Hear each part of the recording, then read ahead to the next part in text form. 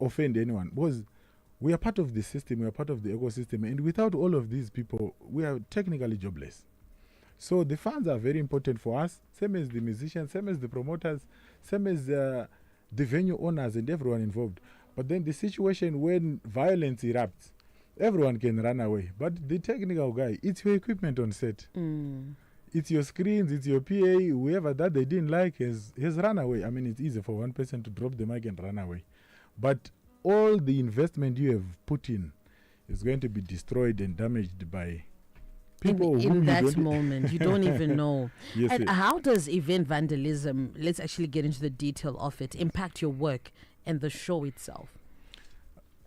Sometimes the show will fail to continue. We are experiencing technical problems, and sometimes people are hurt. I've seen people getting injured in shows. Imagine throwing a bottle. Name me. A bottle full of beer at someone, and it will hit someone on the head. That should be treated as attempted murder. Exactly, you know. So it's situations like that. How can a person continue to perform after they've been hit with a bottle on the head? So, in terms of the investment is damaged, the people, that lowers the quality and standard of work also. Because if this attitude continues, investors will shy away from putting more resources into the show business. Some people who even want to come and attend shows will be afraid that if I go to that show, I'll be hit by a bottle.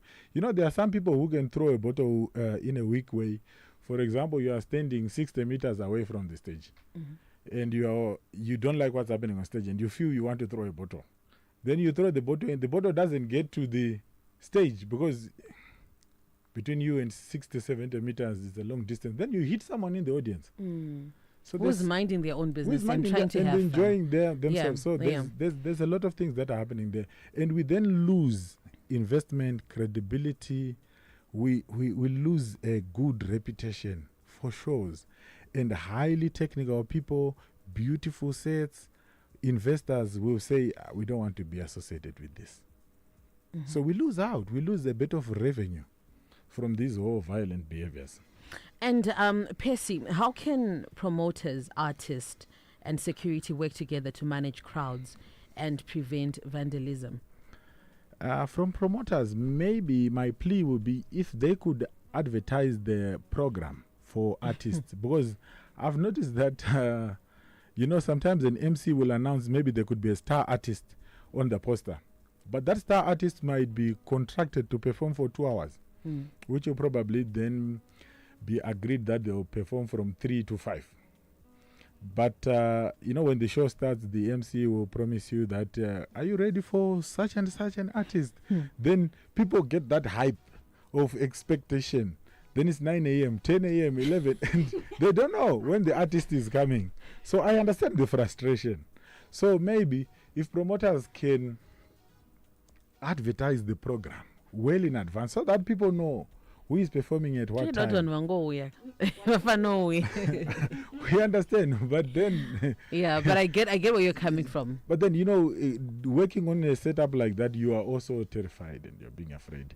And sometimes there are artists who don't show up at shows. Maybe that's the headlining artist who was the pull factor. That's the thing. And then and if they don't show up, so you have issues. So on the part of artists now, maybe if our artists are able to address, let's say they have challenges on set, maybe something is not working well, or they can't hear themselves in the monitor, or they can't hear a certain instrument, there should be better ways to communicate. Not to start accusing another engineer, they are sabotaging me. Fans, can you see what this guy is doing? Let's attack them. Do you know who I am? And that provocative, insightful language, which incites people to be violent towards the person who doesn't even know you and all that.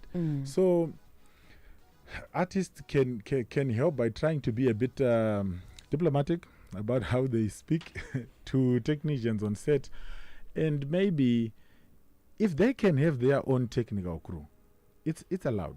An artist can pay their own sound engineer. There are several artists in this industry, here and Zim, who move around with their sound engineers, regardless of whatever PA system or equipment that they rent wherever they go.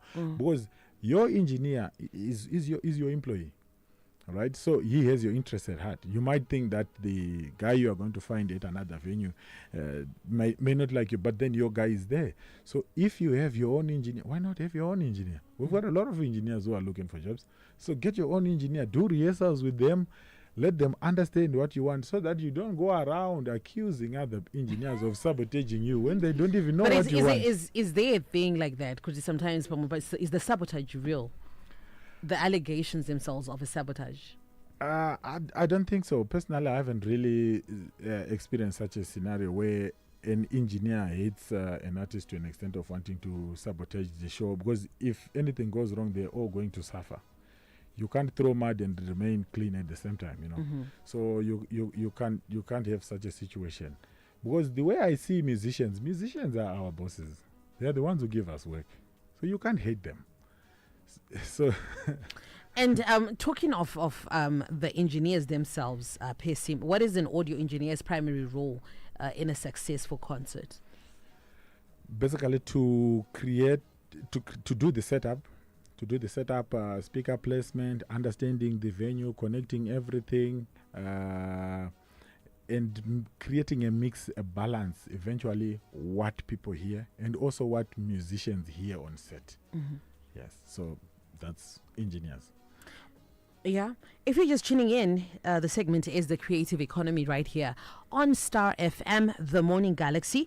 And we are joined by Percy Mukuchura. He is a professional event producer, sound engineer, consultant, and is the current board chairman of the Audio Engineers Association. If you also have any questions for him, you can hit us up on the WhatsApp platform. What are your biggest technical and safety challenges during concert setup in Zimbabwe, looking at the Zimbabwean context? Power could be one of them. Mm-hmm. Sometimes you might experience power instability. So most people we advise that you resort to maybe using a generator, which you can control. But also a generator can fail. So when there is no power, everything goes off. So that's a problem. And we have experienced setups where there could be issues with power and violence erupts. You understand? So it's a minor thing. Sometimes power goes, we just wait, people are switching over to a generator, change over, maybe it's manual, because maybe sometimes it's not a permanent installation. Mm-hmm. But with equipment, sometimes you might be booked with an expectation of, let's say, 1,000 people. Then you go with a system that can cater for that number. Then the show really sells out more than what you expect. You can't turn people away. Then you probably have more people than you expected. So yeah, sometimes it's expected that you can have a situation where the system might not be enough. Mm-hmm. Yeah, but all the same, we are saying we should look for alternative solutions. Having said that, we are saying we should. Us as Zimbabweans, we are a peace-loving nation. We are. We can't have a situation where we start throwing cans. The biggest challenge, you notice that even in our Zimbabwean setup, Zimbabwe is an open country for investors and visitors. Visitors come, foreign artists. We have a lot of foreign acts. Imagine now we are throwing cans at visitors. It doesn't. And next thing, our artists want to go to their country, and we have a lot of our relatives staying in those countries. People will misunderstand why you were throwing bottles at their artists who they love in that country. And most of the time when these big artists come from different countries, I've noticed that people from the embassies of those countries, they make efforts to attend those shows.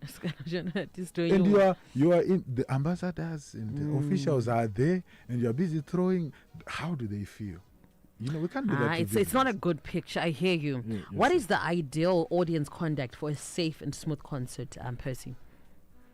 Look, the show is basically a place to have fun. Mm-hmm. So an ideal scenario is for people to be having fun, enjoying themselves. If you don't like certain things, take a little break, go to the restroom, go get your drinks, and come back and enjoy yourselves. And consider, also on this topic of drinks and coming in with your food and stuff, I'm beginning to think that it would be better if alcohol and drinks at shows are sold in a paper like freeze it. You know, like a plastic container, so that at least we remove harmful objects in people's hands. Exactly. Yeah. So I don't know if people like to have my frisbee at a concert. For the safety. For the safety of people, you know, of the people, Yes. of the attendees and everyone else involved. Yes. You have done, you know, many successful events. Can you share a success story of great stakeholder collaboration that you have done and what others can learn from there? We did it was like some product activations. This year we hit big on that. Am I allowed to mention names?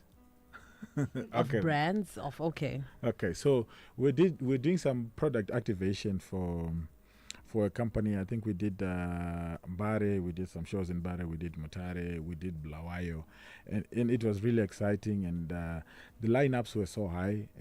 We did with some cheapers promotion, they were doing some Swan product launches and stuff like that. That teamwork and how everything was coming up together, the artists, the fans, and I think maybe it was because the shows were like at an affordable price. It was really nice. Technically, the organization was on point. Everything was on point. Yeah, it was on point. People really enjoyed. We witnessed a lot of people having fun, which was good. Which was good. And you always want to see people happy, you know. Yeah. And that's what we like to see. That is what we like to see. Yeah. Your last words to revelers who want to enjoy a safe entertainment environment. In that light, I think there was a moment in time where ladies would get into town wearing short skirts or tight clothes, and the people at Rang Styles and everybody was just making fun of them and poking them. But there was a time when people were arrested, you know, and Yes. it stopped. Yeah. They were arrested, they were put into prison, and it was public. So if the police would do something like that in this issue True of say. violence, Yes. let's say 10 people are arrested, and they are probably charged with attempted murder and put 15 years in prison, you know, then people will know that this is something that is not right. There has to be some a sort of precedence, public yeah. awareness. Yeah. Because at the end of the day, we are missing out on people who want to enjoy themselves, who want to have a good time. But they're now afraid And it's to no go longer to a a show. safe space. We, Yeah. we can't do that. You know, Zimbabwe is a peaceful and loving nation. We are good people, you know. With our education levels, we can't be resorting to violence as a way of solving problems, honestly. Yeah, there are other ways. Yes, There should be other ways. Yeah. Yeah. Percy, thank you so much for making time. Thank you. There you have it, the creative economy. And today we were looking at event vandalism, audience conduct, and the role of stakeholders with Percy Mukuchura, a professional event producer, sound engineer, consultant, and he is also the current board chairman of the Audio Engineers Association. We do this again next week, same time. It is the Morning Galaxy. I am V Candy. Remember, tomorrow belongs to God. Do stand by for the news.